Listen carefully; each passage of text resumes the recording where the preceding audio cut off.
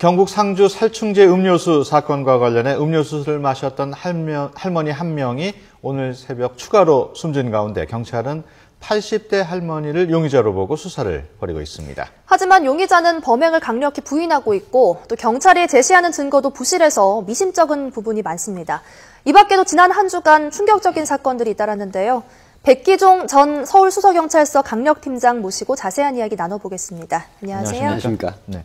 이번 살충제 음료수 사건의 용의자가 같은 마을에 80대 할머니로 지금 유목이 되고 있습니다. 경찰이 용의자로 보는 이유가 있겠죠? 예, 여러 가지 이유가 있습니다. 먼저 그 발생한 날 7분의 할머니 중에 6분이 1.5리터짜리 냉장고 속에 든 사이다를 마셨거든요.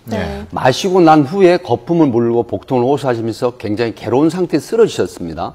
그리고 한 분은 밖으로 나가서 마을에 간 밖에서 쓰러지셨는데 이걸 보고 누가 신고를 했느냐? 마을 주민이 신고를 한 겁니다. 그렇다고 하면 이 할머니에게 왜 신고를 하지 않았느냐고 물었을 때 뭐라고 말씀을 하셨냐면 그분들이 자는 줄 알았다. 마을에 가는 7분 중에 6분이 굉장히 고통스럽게 쓰러지시고 거품을 물고 쓰러지시는데도 불구하고 자는 줄 알았다고 하는 굉장히 비상식적이면서 비합리적인 진술을 하셨거든요. 그 다음에 또 할머니 집안에서 용의자로 보고 수색을 해본 결과 텃밭에 있는 대나무밭 앞에 거꾸로 동일한 형태의 자양강장제 뚜껑이 없는 빈 메소밀 성분이 검출된 빈 병이 발견이 됐습니다. 은닉해 놓은. 그리고 또 할머니가 현장에서 수사 중일 때 현장을 이탈하지 말아달라고 했음에도 불구하고 대구로 이동을 하셔가지고 대구에 기거를 하셨거든요. 그 다음에 경찰이 수색을 해본 바 안에서 또 같은 성분, 메소밀 농약 성분의 병을 발견을 했습니다. 집안에서. 또 마지막 많은 것 중에 또 하나는 변호사를 선임해서 대응을 하시는데 내가 떳떳하다고 했을 때 범죄 심리자로서 떳떳하다고 했을 때 그렇다고 하면 거짓말 탐지기를 경찰이 요청을 했다고 하면 응하는 게 당연지사임에도 불구하고 거짓말 탐지기를 요청을 거절하신 이런 여러 가지 정황들 때문에 경찰로서는 용의자로 볼 수밖에 없었다 하는 점을 간단하게 말씀을 드리는 겁니다. 지금 증거로 말씀하신 것 중에 하나가 뭐 피로회복제 뚜껑이 없는 피로회복제가 은닉돼 있기도 했다. 뭐 여러 가지 말씀을 해주셨는데요. 그런데도 이런 이야기도 있습니다. 뭐 증거가 좀 부족한 것 같다. 이런 의견도 나오고 있거든요. 수사가 원래 단초라고 하는 건 처음부터 작은 증거들, 현장은 증거의 보고다라고 하죠. 작은 단초들로 시작해서 큰 사건을 마무리하는 거거든요. 그렇다고 하면 합리적으로 판단했을 때 이러한 용의점이 있다라고 하는 것이기 때문에 현재 이 할머니가 완전 범인이다라고 하는 건 아니고 수사 단계입니다. 그래서 용의자라고 하는 거고 이러한 것들을 종합해서 퍼즐 맞추기식으로 맞추는 거기 때문에 현재는 범인은 아닙니다. 하지만 상당히 유력한 용의자다. 이렇게 보고 수사를 하는 것입니다. 그 지금 용의자로 지목된 할머니 경우에 변호사까지 선임을 해서 대응을 하고 있는 것으로 알려지고 있거든요.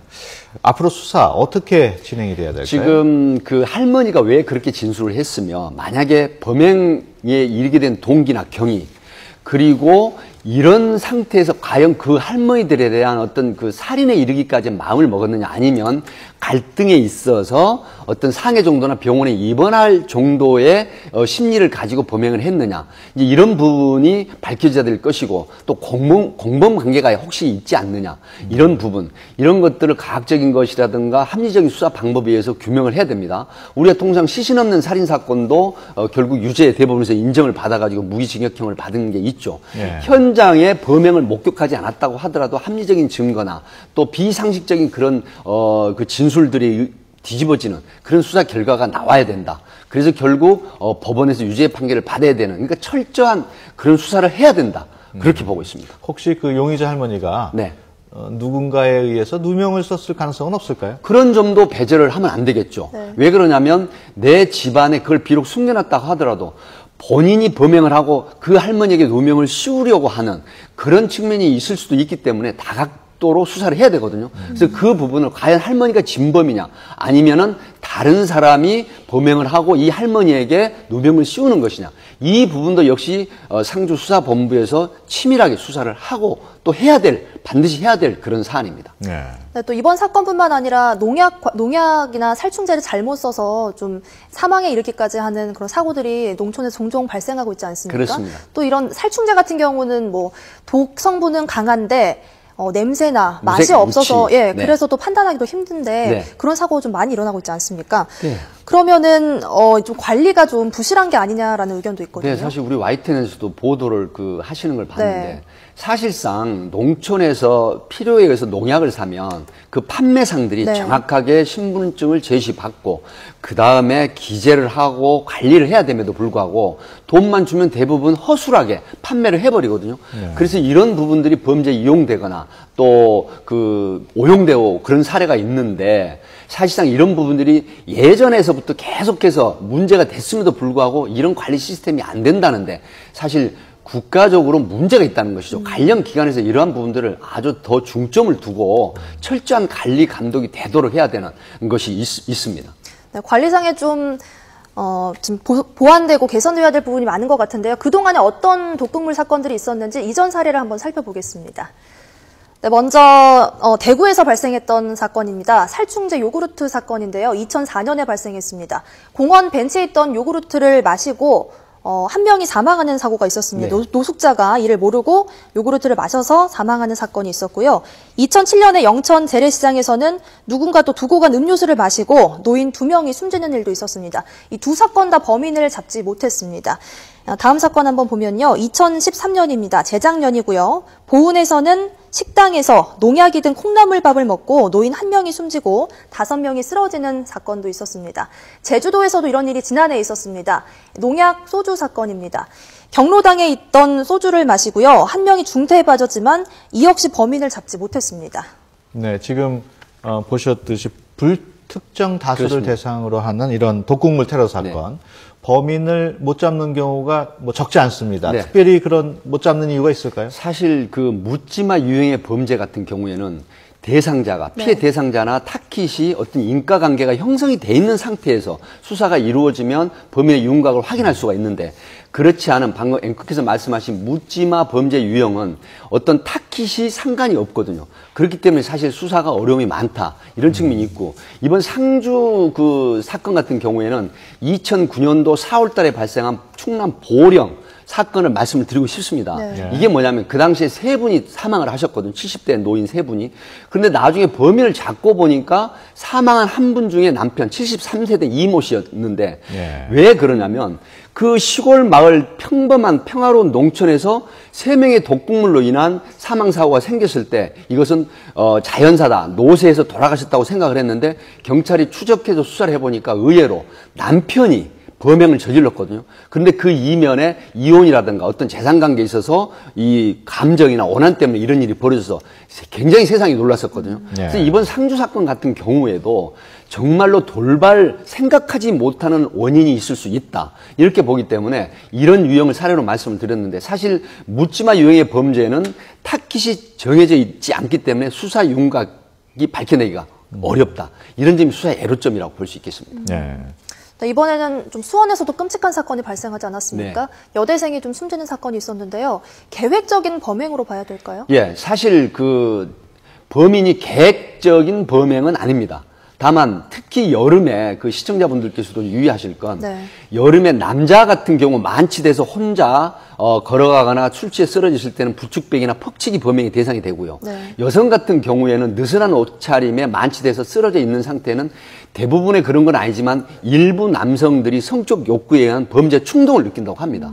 그렇기 때문에 지금 이 사안을 보면은 계획 범행보다는 현장에서 노리고 그 다음에 유인을 자기 사무실로 해서 화장실에서 성폭행 의도로 납치를 한 것이거든요. 유인을 한 것이거든요.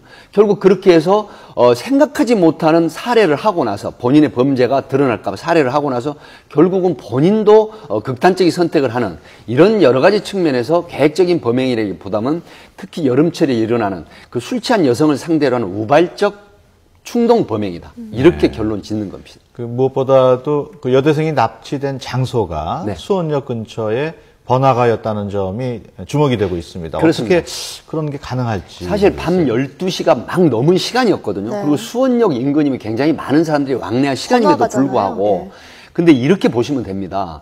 현장에서 남자친구는 물티슈를 사오라고 해서 자리를 비운 틈에 한 남성이 여성을 부축하고 가니까 보호자나 같은 일행이 부축해 가고 있구나라고 생각을 하지 통상적으로 범행의 대상을 유인해 가는구나, 납치해 가는구나 하고 보지 않는다는 것이죠. 그래서 관할 경찰서는 어느 경찰서도 마찬가지지만 그 취약 시간에 순찰을 강화해야 되고 이런 사건이 교훈적으로 술 취한 여성을 가지고 갈 때는 반드시 확인해 보거나 아니면 전화로 신고를 해 주시는 게 아주 바람직하다는 교훈적인 사건이 되겠습니다. 수원에서 이런 일들이 좀 종종 발생하고 있는데요. 뭐 지난 11월에도 동거녀를 살해한 사건도 있었고요. 그렇습니다. 박춘풍 사건도 있었고요. 좀 수원 시민들이 굉장히 불안해하실 것 같습니다. 어떤 그렇습니다. 치안 대책이 필요할까요? 저도 많은 얘기를 듣고 있는데 박춘풍 사건이나 오은춘 사건 그리고 특히 이곳에 중국 동포들이 한 3만여 명이 거주하는 그래서 사실은 보안 관계 또 외사 전문 수사팀이 확실하게 수사를 하고 그다음에 그 페트롤 순찰을 강화해야 되는 이런 측면이기 때문에 사실 가장 시급한 건 두 가지입니다. 범죄 유형을 조금이라도 의심스러운 거 봤을 때는 신고 정신, 그다음에 관할 치안 관련 기관이나 경찰에서는 정말로 끊임없는 순찰, 취약 시간이나 취약 지역에 끊임없는 경찰력 투입만이 이런 범죄를 예방하는 첩경이라고 할 수 있겠습니다. 그럼 지금까지는 이런 순찰이 안 이루어지고 이루어졌고 사실상 그 경력 부족이라든가 또 순찰하는 시간을 많이 활용을 못했던 측면이 있지만 사실 예산과 인원이 문제죠.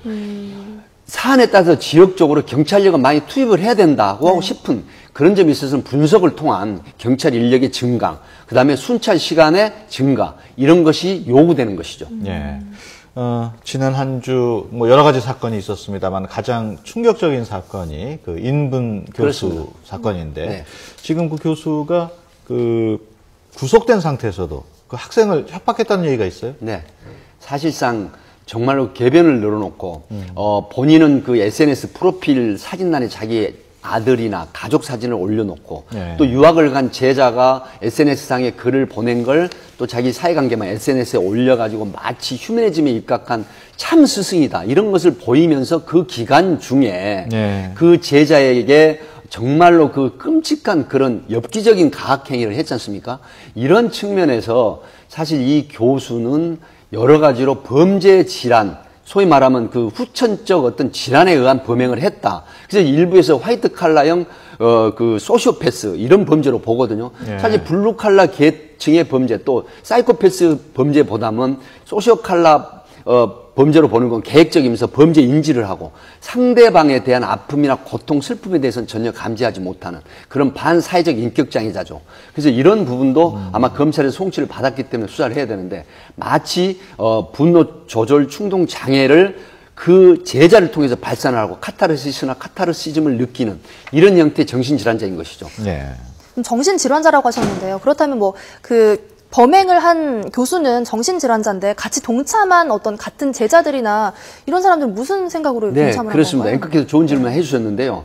미국 예일대의 그 스탠리 밀그람이라는 밀그람 실험이라는 그게 있는데 잠깐 소개를 드리면 학생과 교수로 나눠서 시험 문제가 틀리면 15V에서 450V의 전기 충격을 주는 겁니다. 틀린 사람에게. 그런데 예상을 1% 정도 안에서 전기 충격을 450V까지 올렸을 거라고 생각하는데 권위가 있고 리더인 존경하는 교수가 시키니까 무려 65%에서 450V까지 올려버리는 실험 결과가 있었거든요. 이건 뭐냐면 이 제자들이 바로 내가 신뢰하는 또 권위적인 교수에게는 내가 이런 얘기를 시키는 대로 했을 때 범죄가 안 된다는 종속적이고 굴욕적인 그런 심리에 젖는다고 합니다. 그래서 이런 실험 결과처럼 본인은 범죄라는 생각을 안 하고 당연히 이거는 해야 될 일이라고 느끼는 이런 심리라고 합니다. 그래서 이런 결국 범죄를 공범으로 되고 또 구속까지 되고 이런 형태가 반복이 됐던 것이죠. 끝으로 이 문제가 된 이 교수 어떤 혐의로 재판을 받아야 될까요? 현재는 여러 가지 이제 범죄가 있습니다. 그 폭력행위 등 처벌에 관한 법률 위반, 상습 폭행 상해 3년 이상의 유기징역이고요. 감금, 또 협박 이렇게 종합적으로 되겠고요. 그다음에 정부의 출연금이나 지원금, 또 회사의 공금을 횡령한 이게 바로 업무상 횡령이라 그래서 10년 이하 징역이 5천만 원의 벌금이거든요. 이런 경합범을 통한다고 하면은 수사 경험칙상이나 지금까지 그 판례상으로 본다고 하더라도 최하 3년 안팎의 형을 받을 걸로 그렇게 전문가들이 보고 있습니다. 알겠습니다. 지금까지 백기정 전 서울 수서경찰서 강력팀장과 함께 얘기 나눴습니다. 오늘 말씀 고맙습니다. 감사합니다.